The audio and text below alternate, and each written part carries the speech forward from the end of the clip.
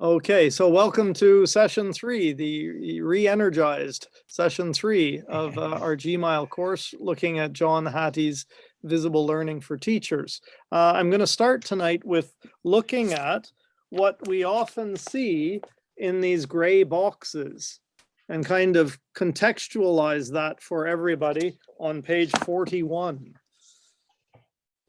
So I know some people don't have the full book right yet, but are you guys seeing this Appendix A? Yes. Yes, Yes. okay, great. And so it's on page 209 of the book, but basically he's saying, you know, photocopying is fine.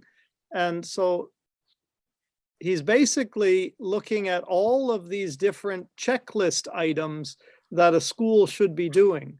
If you just take a moment to read these 2 paragraphs quickly.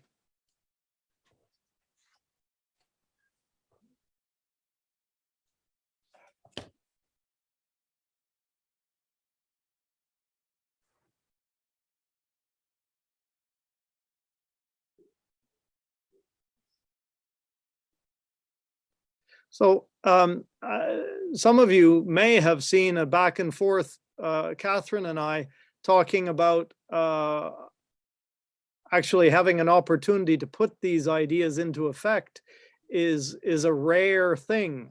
I had written that in my 33 years of working with other teachers, there have only been 2 times where we had that kind of synergy or that agreement enough to expose ourselves, to trust each other, and kind of actually build curriculums together. I don't know if that's particular to Japan or not, but that's been my reality. I always found like-minded teachers online or at conferences, but rarely in the same teacher's room. So the premise of all of this is that you are all sitting around the table saying, okay, let's make our school better. And we're going to go through all of these checklists and make sure that we're doing all of these things as almost a recipe for success. So that's what's actually happening all through these chapters as he's referring. Now, this one that we just saw was the checklist number 6. So in the gray box, it says the school has, the teachers use defensible methods for, and then A, B, and C. So that's kind of where those gray boxes are coming from, but I'm not sure that it's a very practical thing for any of us. So I'm curious, do any of you have this wonderful collaborative staff room where everybody wants to work together or is forced to work together? Any comments? No, and that's why I love these courses so much. Yeah. Andrea? Find the reactions, but sorry. I would say we do. I would say we do. We meet regularly. We discuss our strengths, our weaknesses, what works, what doesn't. So I would How many say, people? 10. And That's a lot. Yeah. that's wonderful. Is this, are you the leader of this school? Mm-hmm. Yeah. And so is it is it something that you've instituted as a method of practice and everybody goes along now, or what's the genesis of it? So all the decisions we make together. For example, when we had to move online, we analyzed all the platforms, we tried them on, everybody said something. We discussed pros and cons, and eventually we went with the one of our colleagues suggested, not the one I suggested, because then when we decide on course books or materials, we all meet, we do demos, we discuss them. I like it, I don't like it. I mean, I would say everything is done collaboratively. When someone has something, finds an interesting activity or something, they share it in Slack. When somebody tries out something out and it doesn't work, they share it in Slack. And then we have the official meetings. And then we have the informal meetings you know, over the water cooler. And that's when most of the ideas. So a typical discussion would be, my lesson today was a disaster. I did this, this, and this, and it didn't work. I have to find a new way to do it. And then somebody says, oh, I tried that as well, but I did something differently and it worked. Maybe you should try this. And that's pretty much how it works. That's very enviable and perfect. And thanks to your leadership, to whatever degree that you've set up that kind of atmosphere where people trust you and trust each other to be able to say, I had a terrible lesson today, because that doesn't naturally happen in all cases, hey? If Okay. everybody says it, so if it's just one person saying I had a terrible lesson, then, you know, they will say it once or twice. But if everybody comes and admits I've had a terrible lesson or I had a great lesson. We had a colleague who only had great lessons and she eventually had to leave. Yeah. She was too good for us, seriously. I mean, she never, and she used to criticize the others. The atmosphere was really bad when she was around. So at some point she had to leave because. Cool. Anybody, any other comments on that? Go ahead, James. Yeah, I just wanted to make two comments. One about what Loti in his book School Teacher found, that he called our profession an egg carton profession, because we're like an egg in a carton. We're isolated from all the other ones. You know, once we go into the classroom, we're like hermetically sealed from outside. Observation is not the norm, of course, and it's much more radical at the university than anywhere else. I mean, what I'm trying to do at the Mona, I'm setting up communities of practice with teachers who are interested in a specific theme. And there's a wonderful presentation on that, on how to set these up, by Anna Garcia Stone on the British Council website. And using her model, I'm trying to get up little interested groups and get in miniature, maybe 6 or 8 people, what Andrea's got as a standard. Yeah. Okay, I want to move into the breakout rooms and get going. I'm going to ask you more about this, Andrea, later on. Not tonight, probably, but when we can. So we've got 2 rooms. And if somebody can decide when you get in the room, I will record in whichever room I'm in. And then if somebody in the other room can record, that would be great. And let's stay there for 15 minutes. So it means coming back at 8:30 and kind of, I know that's short, but just see how we go. If we come back and say we haven't gotten through all of these 6 points, then we'll continue it together. But for now, let's just go in and see where we get in the first 15 minutes. We okay? Choose a room and take those 6 topics. Here we go.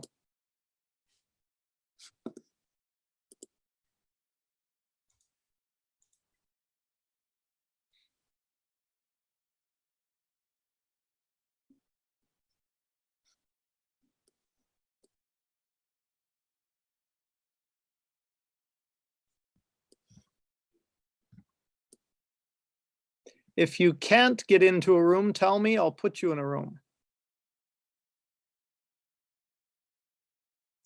If you're on an iPad or something, it's sometimes difficult. Hello, Stephen. Hi. Hi. I'm sorry for being late. That's okay. That's okay. Yeah. We're getting sick as well today. Yeah, oh no. Sorry. That's okay. So just move into one of the rooms, either number 1 or number 2, and just listen until you're Can ready. I just be without video? Yeah, of course. Yeah. Thank you. I don't know how to join a breakout room. It's not letting me click anything. Okay, so do you want to go in with Andrea and James? Sure. Or Kath? Okay, I'll put you in there. Doesn't matter. Okay, cheers.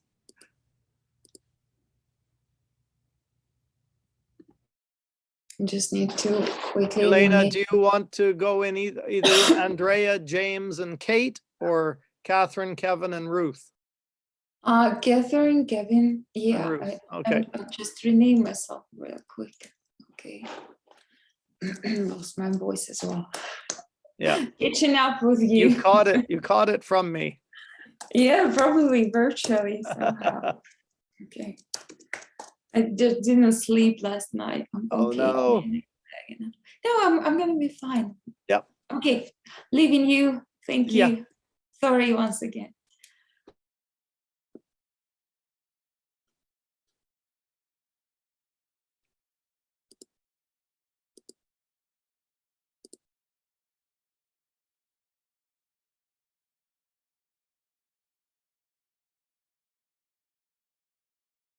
Muted. Yeah. Okay. You're muted, Kevin. Okay. So we're I was recording. recording in the room and I jumped out and I'm not sure if I'm recording now or you're recording. Stephen, Oh, yeah. So okay. Well, I'm gonna go back into the room and, oh, here, yeah. Okay. We'll find out. right. Okay.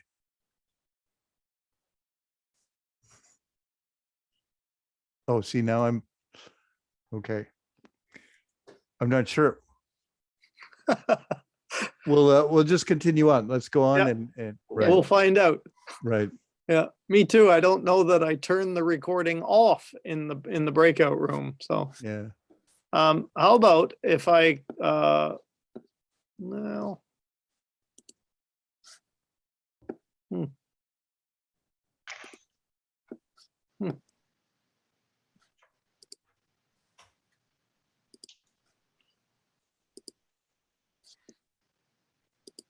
So I just recreated breakout rooms. We'll see what happens. So,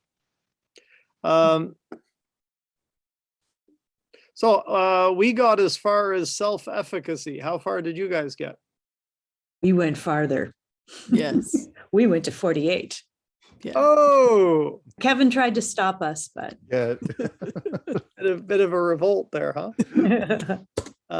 Yeah, I wrote to somebody that I wish this chapter had been 2 chapters because me I'm a too. little overwhelmed by everything that's in there that I would be happy to talk about.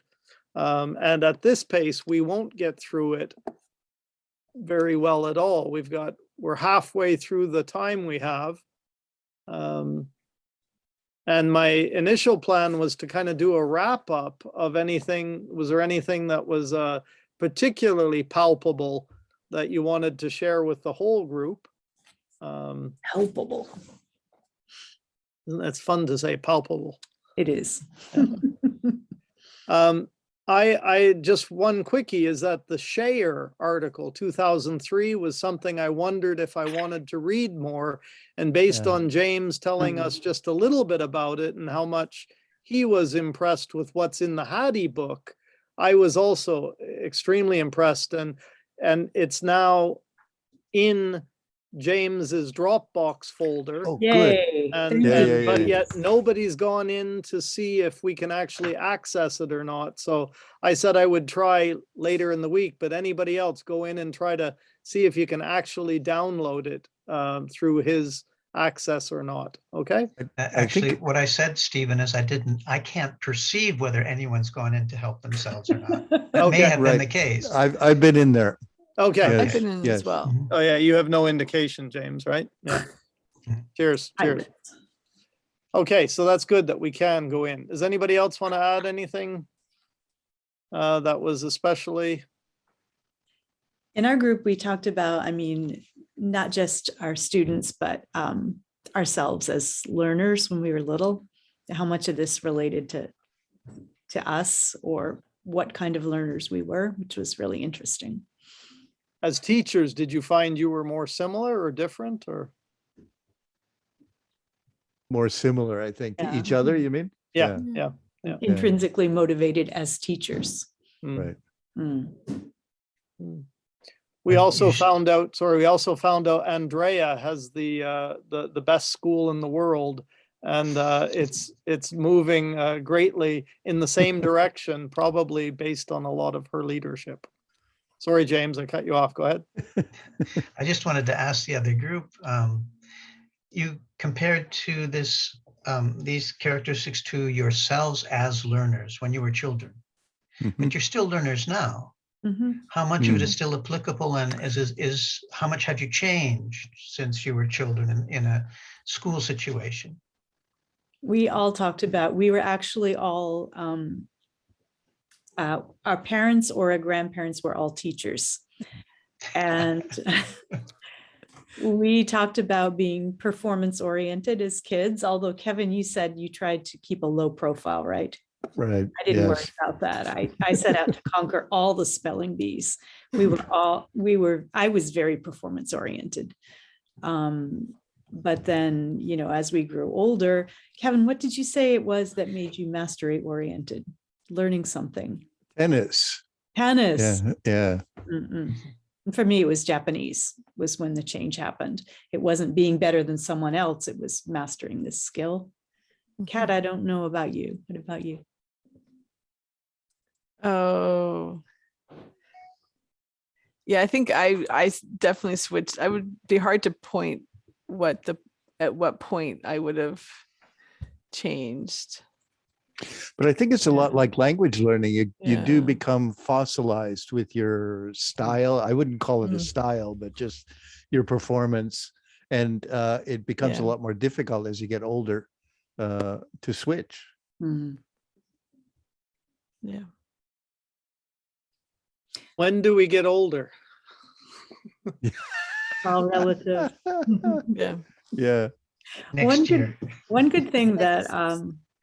we appreciated in Hattie was specific examples of concepts like extrinsic and intrinsic motivation, Mhm. phrases that would be used by an extrinsically motivated student were really funny and really struck home. Is this on the test? Is this enough to pass? We can all relate to that. And Yeah. those things are really helpful, I think, instead of just always talking concepts. Where do we go from here, folks? I'm always keen as a teacher to try to get through. I'm totally happy to go off on a tangent and enjoy it. But there's so much good stuff in this chapter. I kind of want to get Yeah. through it as well. I'm really caught between the two. Do we want to try another breakout room, or do we want to stay here? Any thoughts? More people get to speak if we're in a breakout room. I'll take the first suggestion. If anybody's brave enough to make it. Well, I think for the rest of the series of approach and avoidance, self-dependence, for the rest of that, we could probably finish those off in about 10 minutes Here together. in groups. Oh, in And groups, yeah. Yeah. But, and then start back here with targeted learning. Okay. Then our disadvantages we didn't really get through. So we might end up in the same groups because we didn't get through the self-handicapping motivation or self-goals. So anyway, I'll leave it up to you guys. We've got 2 rooms. And go in and let's go to the, as Kevin said, we'll get to the page up to, was it the success criteria or the learning intentions? Which page number, Kevin? I got targeted learning just before learning intentions. Yeah, Page 52. thank you. So let's get to page 52 in our groups and come back, okay? I'll pop back and forth to see that we get back within a relatively similar time.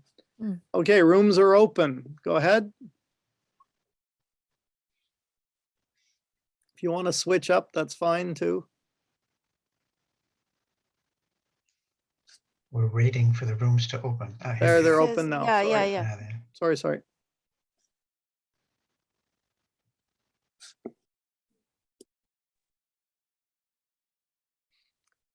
Well, it's good to see that you guys didn't finish up the whole chapter and head home before us. Thank you for hanging out and waiting for us. We just finished up to 4.10, social Mhm. comparison. So do you guys want to teach us if we stay together for this last section? We've only got, 11 minutes left. I have to run to catch a train from my office right at 9:30. Hmm. How did you guys go, Kevin or Ruth, or where did you get to? Ruth, Oh, okay. go ahead, Ruth. You're talking You're to yourself, muted. Ruth. Ruth, you're No, muted. you're muted. You're You're muted. muted. Okay, we finished. We went up to went past hopelessness right up to targeted learning. One of the things we agreed on was we like Hattie's explanations and specific examples, but sometimes the terminology doesn't fit what he's talking about. But once you get past that, I mean, we could relate to a lot of what we saw. And I'm going to hand it over to Kevin because I always talk too much. Tell more specifics, Kevin. Well, we talked a lot about the social comparison and wanted to look into a little bit more of the big pond, little fish kind of thing. But the quote that Kat came out with, the more transparent the teacher makes the learning goals, the more likely the student is to engage in the work needed to meet the goal. And those goals are perceived by the student, Ruth said, not what the teacher thinks. It's what the students think about the goals.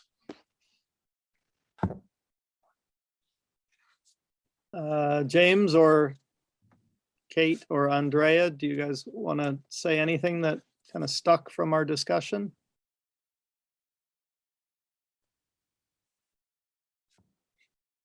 I had one, but I'm holding back. Go I ahead. want to know if the other team had a better terminology for self-dependence. We sort of agreed that was a strange label. Yeah, it sounds like self-reliance, doesn't it? Hmm. Right. But it's the Um, opposite. Hmm. Should be dependence Disagree of with the self term. on the others. Yeah. Yeah, learned dependency. Yeah, There we go. Ah, There we thank go. you. That was, I like Nice. that better. Yeah. good job, James. Mhm. My son, I wrote my son's name because he went to a cram school, did Uh-huh. everything he was told, got into one of the highest schools in the area, and then just had to do everything on his own and just struggled for 6 years. Yeah, my son too. Same Yeah, thing. my son too. Just totally obedient to a fault, Mhm. and then nobody's, yeah, so Because that's a virtue in cram schools. it so, is absolutely, yeah.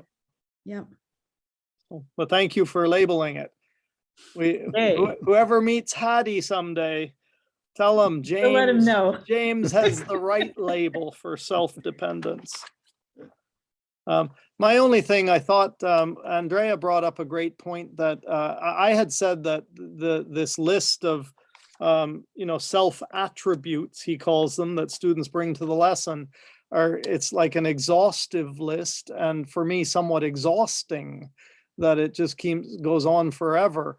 But Andrea mentioned that we should go through this list with our students, and that would be the most practical application of this. And then I immediately thought, well, I could turn this into kind of a EFL version, something that was a lot easier to access for students at university anyways, and have them go through that as a self checklist. I do that a lot.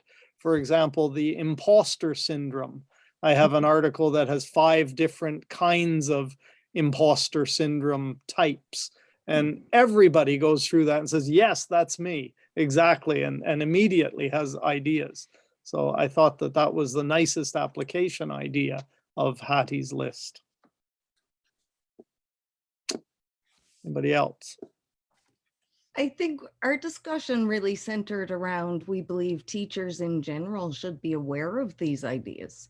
it was worth spending the time to look at these lists. And we did kind of think we should talk about it with our students. And if I was going to do that, I'd have to talk about it with my directors. And the book in the course in January ties in pretty heavily to this list, I think. But do you really present a whole new angle because the research has changed so much and it's not just about technical mastery?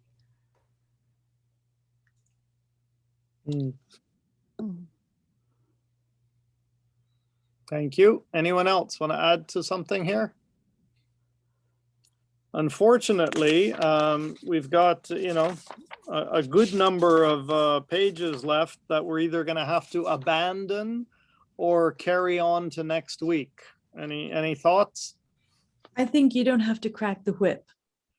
I think Yeah. we're doing great.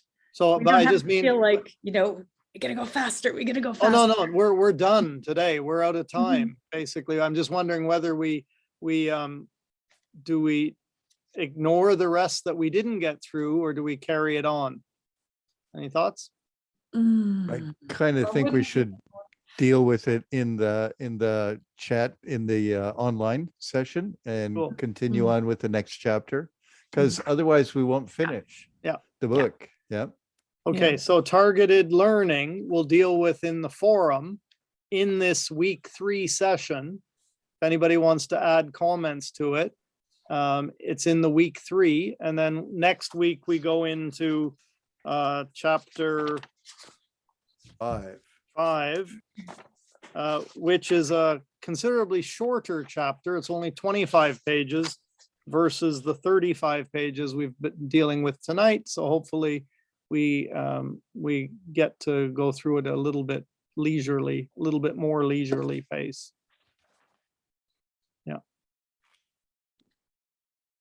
Hmm, Mm, sounds good.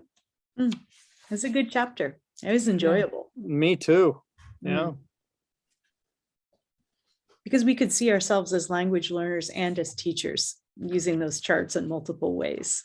It was Mm. good. Mm. I'd like to. Go ahead. Sorry. How many of the teachers that you guys work with wish they were also in a group like this with you? Like, do your peers have interest in this? Mine don't. Mm. I wish they did. Yeah, not Yeah. so much. I'm saying that's why I'm 50-50. here. Yeah. Same. Same here. I have a You couple gotta go colleagues catch who your would love train. it. Stephen, you've got 4 minutes. Oh, no, I have to leave here at 9:30. Then I've got 9 minutes to hustle down to the station. I'll be But you okay. want to keep your dignity. You don't want to be hustling. I have very little dignity left at this time of night. It's raining, so outside is rain. Nobody will see me. Right, right. Thank you. Just one last comment is, last night with Elena, we met a teacher from France who went through this book a year or two ago, and he was his first comment was raving about the exercises at the end of each chapter. Ah, Okay, and that was so interesting because we rarely get there. mm.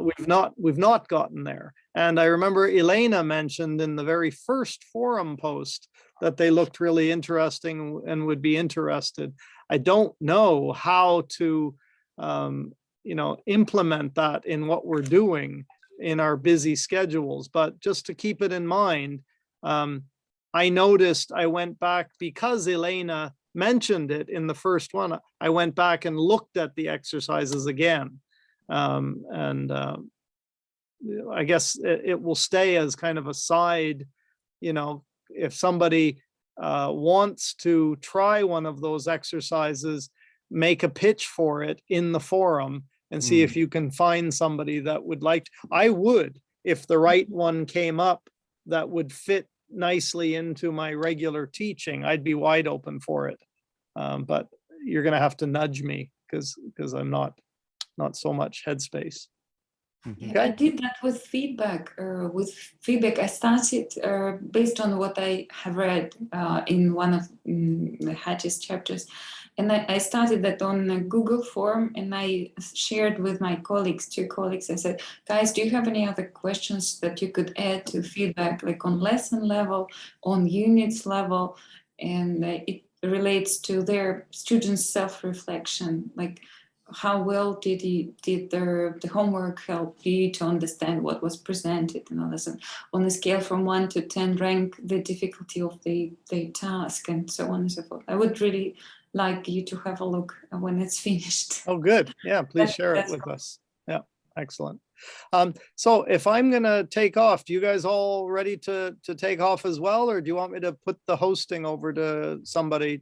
Anybody want to hang out and chat? Or are you ready to go carry on with your life? You're all ready to go. Yeah, okay. Let's say good night, folks. See you next week. All right, good Great night. session. Bye-bye. Great Bye, session. Stephen. Bye-bye. Bye-bye. Thank you.